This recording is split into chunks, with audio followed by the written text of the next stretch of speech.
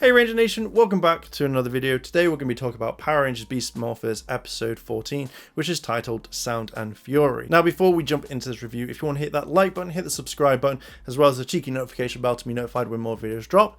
And without further ado, let's just jump straight into this review. I have to say in this episode, this felt more mature, which I actually really like that Beast Morphers are tackling quite a lot of this sort of stuff.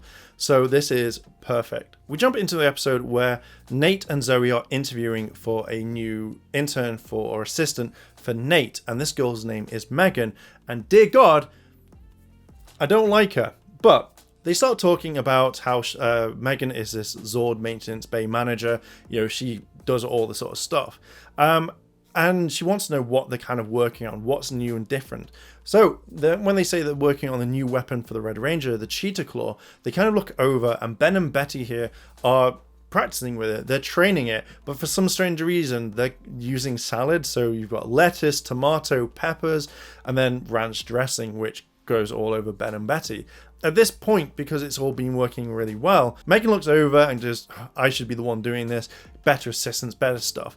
And you can see that Zoe doesn't really like this really quickly, but Nate's kind of oblivious to it. So at this point, they say that they've got more people to interview and that they'll be in contact very shortly. So when Zoe walks at Megan out, you see all these other people applying for the same job.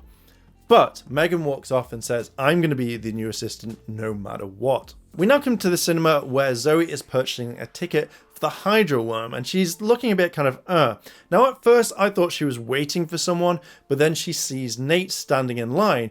But because he's kind of literally like maybe the third person in line, you think that they would have spot each other and done things like that. So they, this seems as a big coincidence.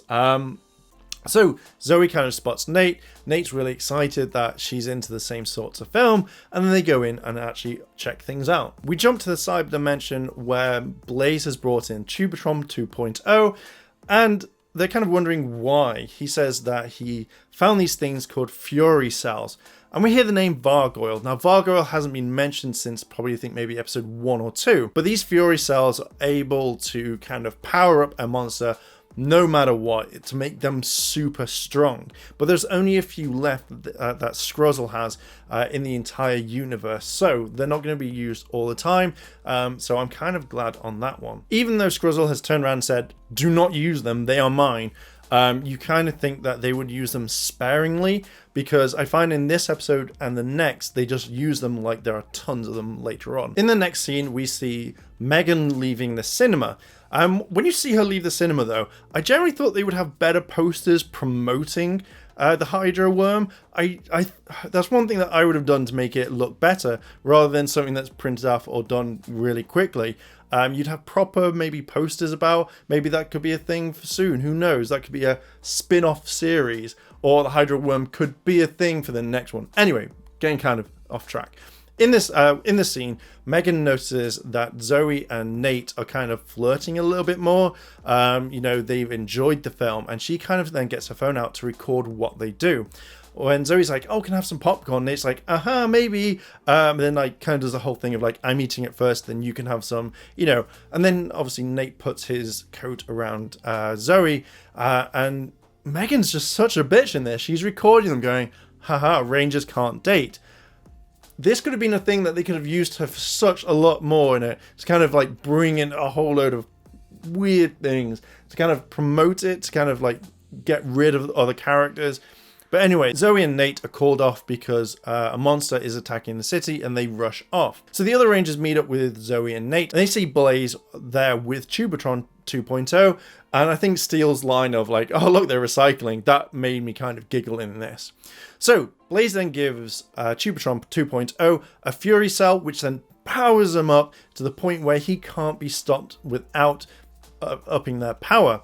He takes on the Rangers, he destroys the kind of weapons that they're using, due to his sound wave, and there's nothing that the Rangers can do. Nate and Steele are fighting Blaze, they kind of go off on their own, but the Rangers are having so much trouble with it. Now, one thing I found really interesting, which you very rarely see, when the Tubatron is attacking Devon, he uses his sound. So I think Devon rushes around with his cheetah speed, pretty much tries to grab Tubatron, but that doesn't work.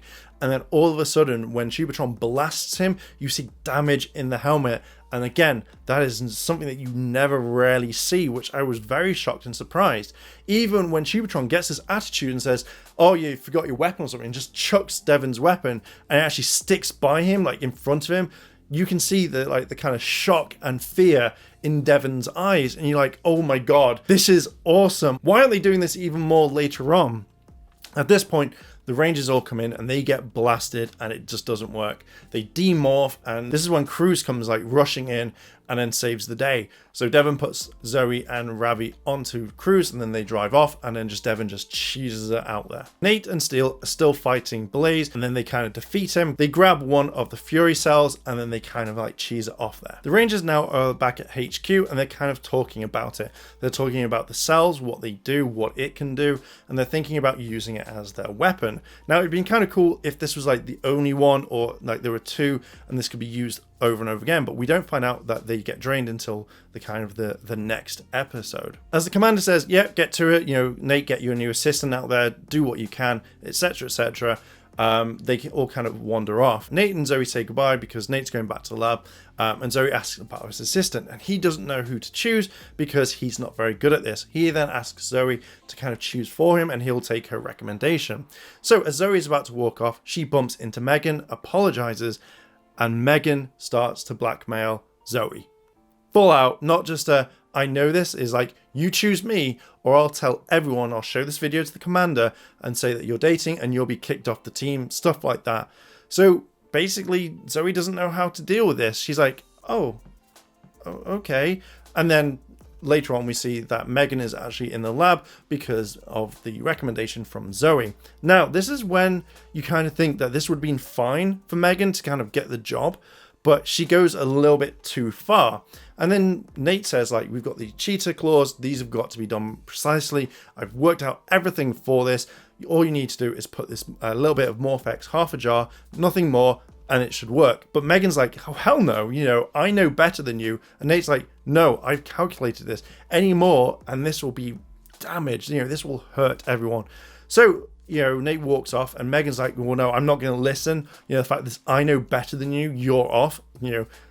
So she pours it all into the cheetah claw, says it's ready, and it malfunctions. It's got too much power, and it flies across the room. The claw then goes around the room, and it spins around Ben and Betty, and you create this green vortex cloud, which means only one thing. Betty confirmed as the new Green Ranger. Confirmed, because it's a green thing, it goes all around her, and it's fine. Now, I'm not saying it is, but it kind of would look like it, and if they used it much later on, I kind of would expect something like that to happen. So there we go. So Megan then says that she has to report all of this to the commander. So she storms off.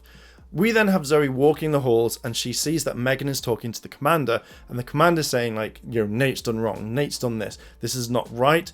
And the fact is that Nate's got it wrong. And the commander's like, that doesn't sound like Nate. Nate's perfectly good. And Zoe kind of walks in, and the commander says, could you go get Nate? And we need to speak about this.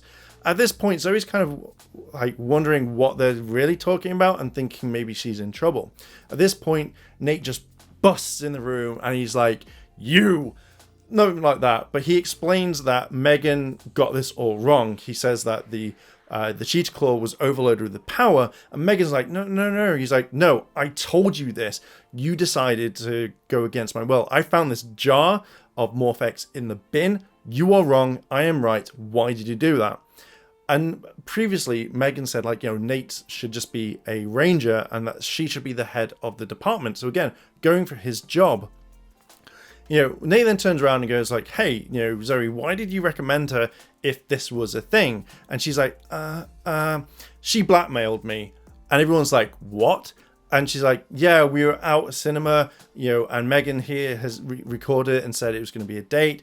And Megan tries to, no, I didn't say that.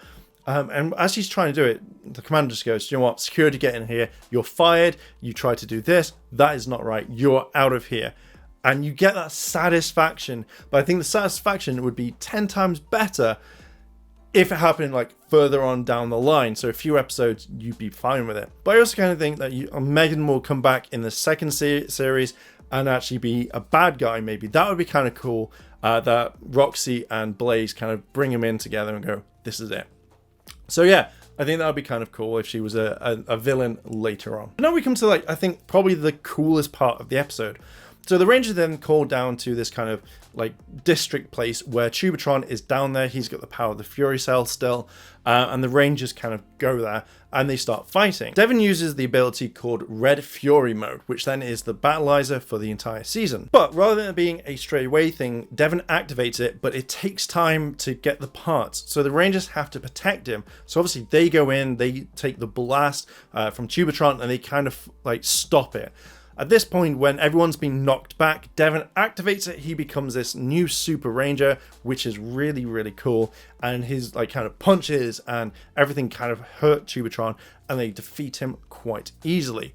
Now, back in the cyber dimension, Blaze is having a go at Skruzzle, and Skruzzle's like, no, I'm putting you in your place. And then they sent a Giga Drone down to the city to kind of do things. Devon rushes off, defeats the Giga Drone as normal, and that's the end of that. Back at the gym, this is possibly one of the other best moments of the series. Nate and Zoe have a conversation saying like, you know, that they like each other. It's plain and simple. They like each other. Nate's like, oh, I did this. Like, you know, I was the one who sent you flowers on Valentine's Day. Zoe's already admitted that she really likes him. But then the other guys are talking. They kind of look over where Zoe and Nate are kind of having this conversation. And they're like, are they getting it on? Do they like each other? And they're like, nah, can't be. And that's when the episode ends. So one of my final thoughts. This episode is actually really cool. I really like the fact that the Rangers had to kind of protect Devon when he's transforming into this new mode. It wasn't just, we're going to sit and wait. Tubatron went for it, which again, most bad guys don't do it. He was bored and tired.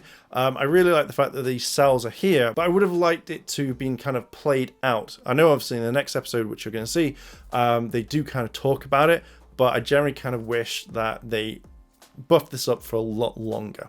I really like Zoe and Nate finally kind of getting together, admitting that they've got feelings for each other, where they turn around and say like, you know, we can't date because of this, so they've got to find a way around it. But I will say that I think this will kind of later on impact on Nate's decision or Zoe's decision. If either one of them are captured, if they're hurt, that they'll go to them first before anyone else. So hopefully they play this all out and it's going to be amazing. But apart from that, it's pretty cool. This episode was a solid episode. I really like the powered up mode from Devon. I think it was really interesting, and I can't wait to see how this works in the next couple of episodes. So Ranger Nation, I'm going to leave it there. What are your thoughts on this? Did you like this episode? Have you seen it? Let me know what your thoughts are. Let me know down below in those cheeky comments. And if you've liked this video, then hit that like button, hit the subscribe button, as well as that cheeky notification bell. I said cheeky twice. It's a good name. Maybe 3 times. To be notified when more videos drop. And as always, Ranger Nation, thanks for watching. And I'll see you in the next video.